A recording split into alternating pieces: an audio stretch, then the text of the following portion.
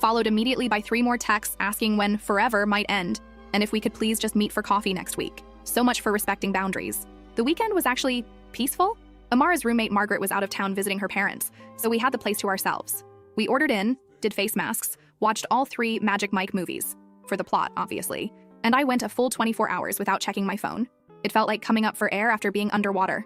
Sunday night, though, things took another turn. I was scrolling through Instagram before bed, bad habit I know, when I saw it. Derek had posted a video.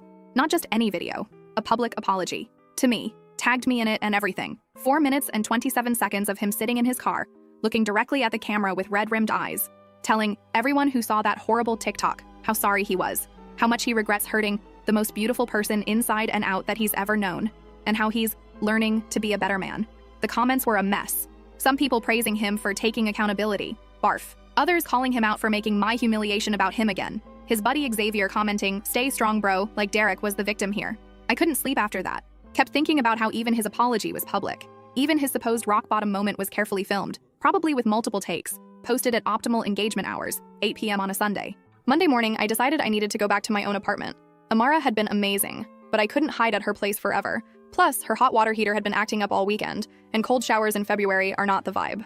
As I was packing up my duffel bag, my phone pinged with a Venmo notification. Derek had sent me $300 with the note, "For the anniversary dinner we'll never have." Our 3-year anniversary would have been next week. I sent it back immediately, then blocked him on Venmo too.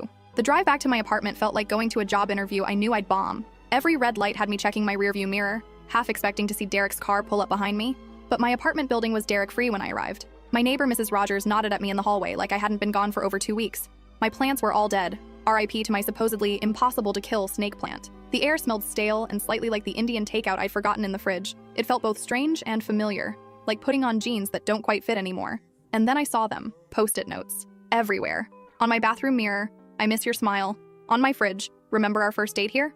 On my TV, "Our Netflix queue misses you." On my bedside table, "I can't sleep without you." I stood there in shock, slowly realizing what had happened. Derek still had the spare key I'd given him last year. He'd been in my apartment while I was gone. My skin instantly crawled.